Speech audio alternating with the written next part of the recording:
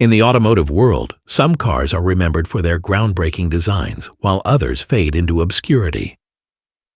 The TVR Tasmin, introduced in 1980, walks the line between these two extremes. Born in the United Kingdom during a time of radical change in car design, this angular sports car represented TVR's ambitious leap into the future. With its sharp lines and controversial styling, the Tasmin marked a dramatic departure from everything TVR had built before.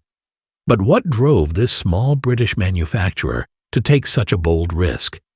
And why did this innovative machine, despite its promising start, end up becoming one of the most debated models in TVR's history?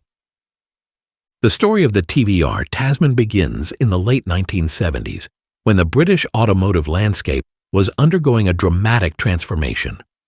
TVR, a small-scale manufacturer based in Blackpool, England, had built its reputation on creating curvaceous sports cars that captured the essence of traditional British motoring. However, as the 1980s approached, the company's leadership recognized that their rounded designs were becoming outdated. The automotive world was embracing sharp, wedge-shaped profiles, and TVR needed to adapt or risk being left behind.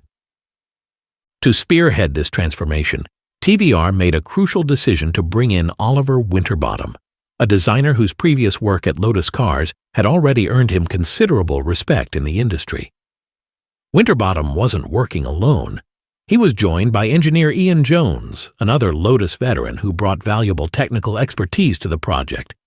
Together, they were tasked with creating something entirely different from TVR's previous offerings. The development process was intensive, with Winterbottom and Jones working to combine modern aesthetics with practical engineering solutions. Their design incorporated a tubular steel space frame chassis, a construction method that provided excellent structural rigidity while keeping weight to a minimum.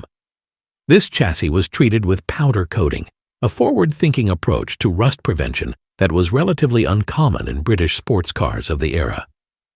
The body design was revolutionary for TVR.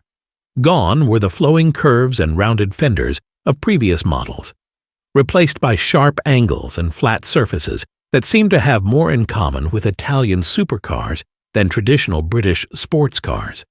The most striking features were the pop-up headlights, which helped maintain the car's clean lines when not in use. The Tasmin also pioneered the use of a bonded windscreen with an integrated rear window aerial, making it the first production car to combine these features. When it came to mechanical components, TVR took a practical approach by sourcing parts from established manufacturers. The suspension and steering systems were adapted from the Ford Cortina, though they were modified to suit the Tasmin's sporting character. The rear suspension used trailing arms, similar to designs found in contemporary Lotus models. The braking system combined components from various sources. The front discs came from the Ford Granada, while the rear brakes and differential were borrowed from the Jaguar XJS. Under the hood, the initial Tasmin 280 was powered by a 2.8-liter Ford Cologne V6 engine, featuring Bosch fuel injection. This power plant produced 160 horsepower at 5,700 revolutions per minute and 162 pound-feet of torque at 4,300 revolutions per minute.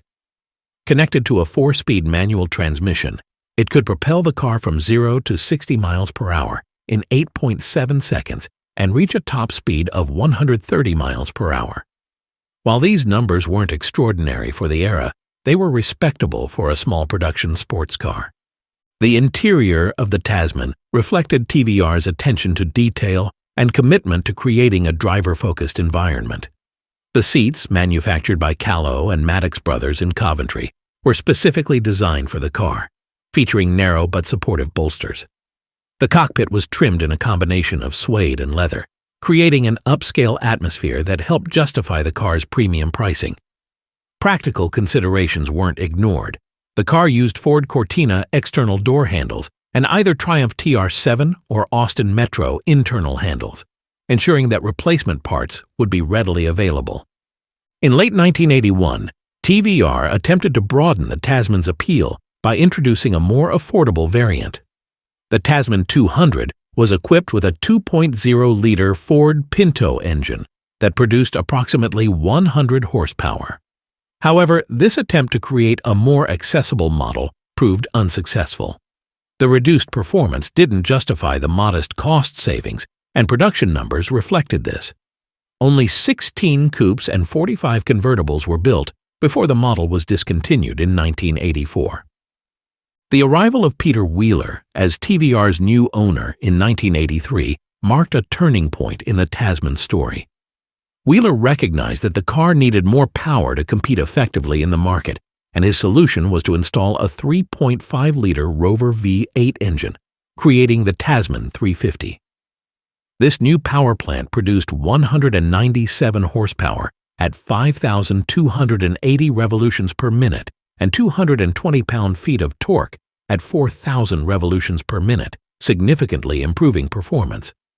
The 350 could reach 60 miles per hour in approximately 6.3 to 6.5 seconds and achieve a top speed between 130 and 135 miles per hour. The success of the 350 encouraged TVR to develop even more powerful variants. The 390 SE, introduced in 1984, featured a larger 3.9-liter version of the Rover V8.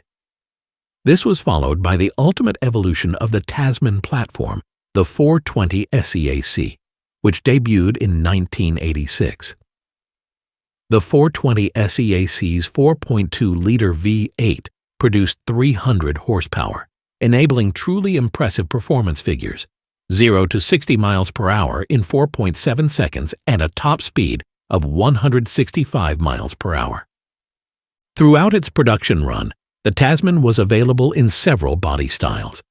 The initial offering was a 2-seater coupe, but this was soon joined by a 2+2 coupe version that featured small rear seats.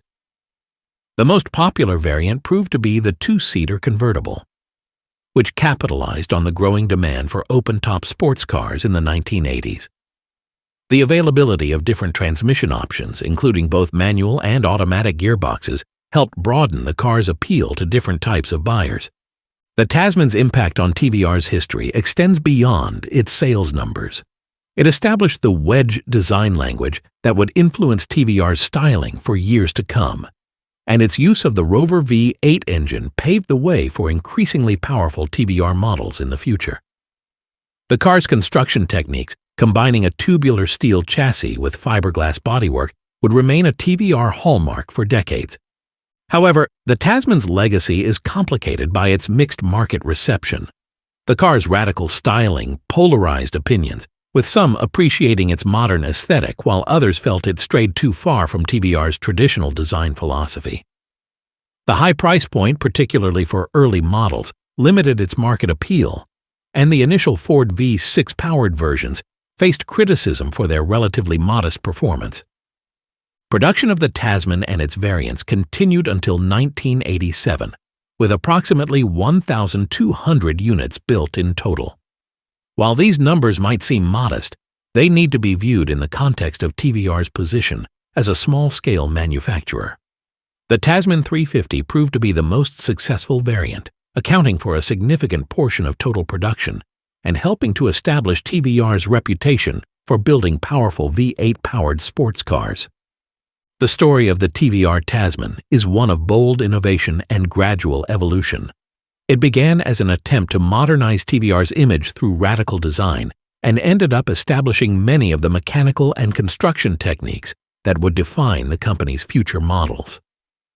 While it may not have achieved the commercial success its creators hoped for, the Tasman's influence on TVR and the broader British sports car industry cannot be denied. The car's development also reflects the challenges faced by small sports car manufacturers in the 1980s. The need to balance modern design trends with practical engineering solutions, the importance of sourcing reliable components from major manufacturers, and the constant pressure to improve performance while maintaining affordability were all issues that TVR grappled with during the Tasman's production run.